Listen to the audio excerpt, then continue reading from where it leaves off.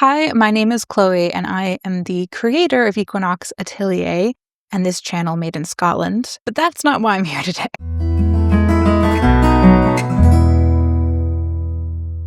So I have to admit something. I have been thinking about what to put on this channel for 6 months. I've filmed a lot of random content and B-roll, and I'm like, yeah, I'm going to be a YouTuber. Knowing in the back of my head, like, that's not what I'm probably going to do. I won't have the stamina or the energy to keep that up as much as I would really like to. And I think it's therefore fitting that this video that I am going to hopefully put up online, or at least I'm filming it, is talking about exactly this problem, the ADHD vision that you have versus the ability to execute. So why am I making this video? Well, I have just passed my 2-year anniversary of this business that I run called Equinox Atelier. I'm currently in my studio. I've left it messy and awful for you. I won't even pan the camera that way because it is 10 times worse than what you see behind me. And after this 2-year milestone was passed, I really sat and reflected on where I've been for the last 2 years in this business, where I've been in my personal life, what I've been in my daytime job career, and what is no longer serving me, and what I need to leave behind, and what mistakes I made, and what things I should do better in the future. And I really kind of went down a little bit of a rabbit hole and realized, well, I won't even say realized, I finally admitted something I had realized a long time ago, which was my ADHD is completely holding me back when it comes to having a creative business, where it comes to my own personal finances, and probably lots of areas in my life. And I came to this conclusion because right now I am cutting out like 75% of the products that I was offering in this store. And having cut these out, I'm realizing just how much stuff I've purchased over the last 2 years in order to make these products that will never break even now because I'm not going to sell enough product to get through all of the supplies that I got. And it's painful. So I thought rather than have a sort of manufactured social media vibe reflection on the last 2 years and making it seem like everything's great, I'm going to be super real with you because if you're another creator in my position, or just a person with ADHD in my position, or just someone who resonates with this moment of being like having to take stock, literally in my case, of your life and be like, is this working for me? I thought this would be helpful to see someone else go through it. So the first most painful example of this in my candle business is I got into not just candles and wax melts and room mist, which is the 3 products that I started with in 2024, but I also started studying for an aromatherapy certificate, and I'm now certified as an aromatherapist, which is really cool. But I then was like, I gotta add my aromatherapy stuff into this business because they're sort of similar. So now I gotta cram that in.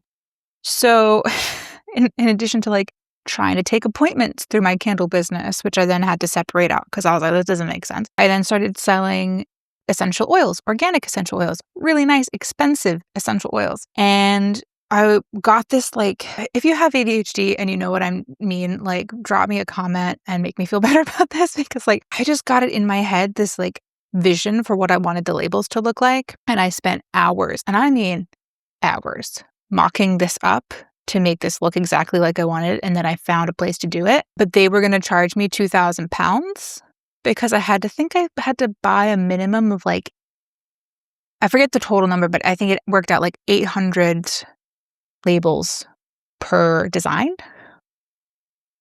It's £2,000. And I bought them. And they look cool. Here's an example. So I wanted it to have the gold foiling effect.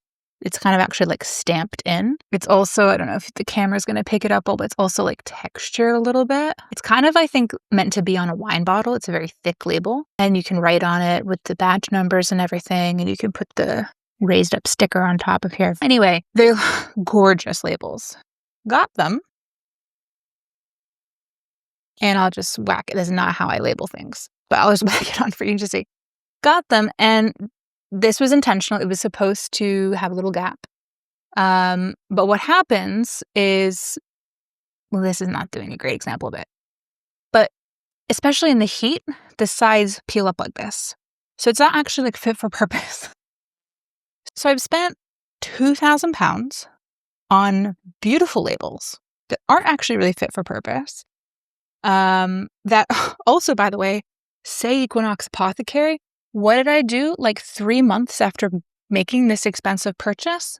Oh, I only went to decide to trademark my business so that Equinox, the gym, couldn't like sue me for wellness products. And apothecary is a protected term for trademarks. So I changed my whole business name to Equinox Atelier, which I actually think is better overall. But now the labels don't even have my... Oh my God, guys. I've also moved, so I no longer live in London.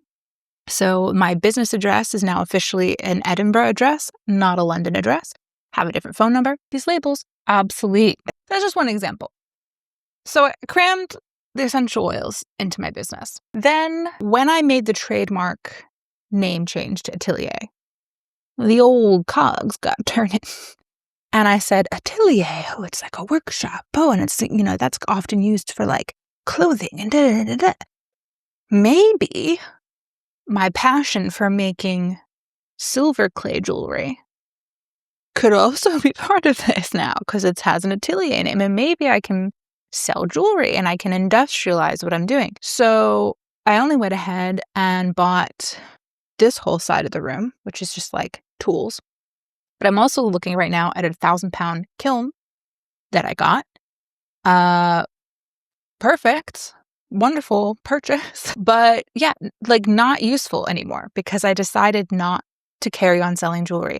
I launched the jewelry line in March along with the full Atelier rebrand, which had a slightly new logo, slightly new colors, so like brand new packaging for all the wax melts. That's another thing I spent hours and hours on. I wanted to change the tin type that I was selling the wax melts in, so I had to get all new labeling, and I wanted to try to make it gold foily, so I got gold tins, and I spent a lot of time in research and development, as they call it, R&Ding different label types so you could like see through them.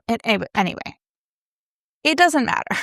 What matters is I relaunched in March. It coincided with the move to Scotland. So I leaned heavily in March during the rebrand onto Scottish branding. So I went to Loch Lomond for my birthday and I took a ton of pictures of my products in situ, like at the loch. I went more heavily into like nature photography for all of my product images. I named all of my new candles something that is a Scottish place name. All of my wax melts that I sold before, because all of my fragrance oil products I got rid of and I replaced with essential oil products. My wax melts were all like Scots pine, juniper berry, like single essential oil products. Launched this whole line with the jewelry. And I will be honest, after hyper-focusing and being super excited and super inspired and da-da-da-da-da, everyone's going to love this, I did press the launch button and think, I don't think this is going to land. I don't think it's going to land. I think I've gone too Scottish. I think I've alienated the people that aren't from Scotland or who don't frankly care. Frankly, I don't give a damn. And it's like lost the heart of what I started with, which was very witchy, folklore, whimsical. And it became a bit too, I think, like polished. And nature is still whimsical, but it was a bit more like eco-polish, eco-luxury or something, which was semi-intentional and semi-not intentional. Like it just happened. So I launched and I go, no one's going to buy anything. No one's going to like anything. Oh my God, I had the fear. And to be fair, launching a candle business in March, I don't recommend because no one's really buying candles in that time. In the last 2 years, each year, when I got around like post-Christmas, very slow sales coming through until like August. So it was expected that there was going to be a drop off anyway, but it just wasn't landing. I wasn't getting any sales anymore. I also think that the people that used to really like my products didn't seem super interested. And I was like, shit. So I spent the last 2 months really assessing all of the things like these labels that I had purchased, a lot of which is in this room with me right now, and it's like whispering at me. It's like, Chloe, you just wasted all your money. You could have bought a car. And the idea being, I need to like stop this from happening again, right? If I'm going to pull the jewelry down off my website, if I'm going to pull the wax melts off that aren't selling, if I'm going to have to get rid of these and I go back to candles, I have to go all in on these candles, and I have to just shut out the noise of my ADHD brain being like, what if you sold this?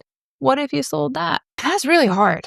It is really hard to shut down that creative thing. And when you have an inspiration like that and you have a job where you are a creative person. So in my day job, I work in the music industry, but I'm also like a problem solver. That's kind of my role is in this product development, problem solving area of the music industry. You're surrounded by creative people all the time. You're encouraged to be creative. And it kind of like feeds into the ADHD do something monster. And then I kind of take it home with me while I work from home. So I take it into this studio with me. I have to kind of like shut down those voices. And I'm so like, speaking of ADHD, I'm so distracted right now because I'm trying to always be looking in the camera, but it's also right where my Instagram notifications are coming up. I'm getting like hella Instagram notifications and I don't know how to stop them. So bear with. Where was I? So I work in the creative industries. I have to do that for my job. I can't like totally shut down that part of my brain. And then when I come into the studio at night and want to think of making something or want to do something, I'm like still in that zone. I've also noticed, and I have PCOS. I think that has a new name now, PMOS or something. But so I don't know if it's like even worse for me, but hormonally, the range of hormones and how it affects my ADHD is also something I've noticed a lot lately. So like if I'm ovulating, sorry if this is too much information, if I'm ovulating, it's like I hyper focus for 18 hours and I'm like, let's do this. Let's make this. We're going to get pregnant and have a baby, I think is what the hormones are telling me. And when you're in a moment in my luteal phase, like right now, where I'm like about to have my period any second now, I'm scattered. I can't string a sentence together. I don't know why I've decided now is the time to make this video. That's ADHD for you. Oh my God. So why am I telling you this? Oh, because I think that's also important to be taking into consideration. It's like this mania takes over when I'm ovulating or when I'm in this sort of like hyper-focused special interest has been activated mode. The other day, I spent 300 pounds and 4 solid days, like 12-hour days, vibe coding an app about budgeting so that I could budget better. Girl. So to recap, started my business, 3 products, candles, room mist, wax melts. It was a lot. I also then sold some tea. Oh, I forgot about this. I sold some tea lights. I bought a Cricut machine. Can't remember how that much that was. Probably $500, 500 pounds. Bought a Cricut machine so I could make my own boxes to hold the tea lights. And they were really cool, actually. They were really cool boxes. It took forever to make them. But I would just stick Drive to Survive on Netflix and I'd just make my little boxes, make my little tea lights, which is also a pain in the butt to make tea lights. Oh, my dog's crying. I don't know if you can hear that. But I had to take a pause. The dog's crying. I had this box maker, Cricut maker, to make boxes. They were very cool. The coolest thing I made with them were little gifts that I gave as part of my company's like Christmas gifts to our clients, and I made them for Stamped Records, which is Martin Garrix's label. I made them like their own tea lights. That was the coolest thing I made with the Cricut machine. And then I haven't really used it because the tea lights weren't super popular and I didn't really like making them. So I cut those out. Then I got these long like molds that you'd use to make dinner candles. And I made scented dinner candles and those were also really cool. They melted a little bit too much, but I didn't want to use too much paraffin because my whole thing was like anti-paraffin. But goes to show, you throw your values out the window when you got to make the product work. So I made those. Didn't sell any of those. I sold a couple to some of the retail shops that I was renting shelf space on, but they weren't popular. So, and also I didn't like making them. So those went out the window. So no more tea lights, no more tapers. Then there were like even more difficulties with sending the room mists out. And I was trying to still sell to Northern Ireland. At the time, I was spending a lot of money to try to sell in Northern Ireland. That's a whole EU Brexit rant that I can have later if you like. Very, very upset that I can no longer sell in Northern Ireland without paying all these fees and dealing with all of this compliance stuff. Also wanted to open up to Ireland, wanted to open up to the Netherlands. I'm pissed, but that's another video. So did that. Fast forward a year later, I've now added these essential oils. I got rid of the room mists. Then I went to Scotland. I rebranded to Equinox Atelier. Girl. Okay, we're in a new angle because I didn't realize this thingy whatever this is called, flow, doesn't just continue to work as a stand if it runs out of battery. So where was I? I moved to Scotland. I rebranded. I had a new logo. I had new colors. I had new packaging. I had all new candle scents, all new candle names, leaned heavily on Scottish and nature branding. Completely alienated and like made my audience probably hate me. Not a good move. Tried to add jewelry. Nobody wanted it. It was too expensive. Who am I? Tilly Sveas? I'm not. So it didn't go so well. So I'm paring back and I'm throwing out the thousands of pounds worth of stuff that not always, so I'm throwing out the labels because no one's going to use them, but other things I'll try to sell on and donate, but it's a struggle. And I need to do it with other things in my life.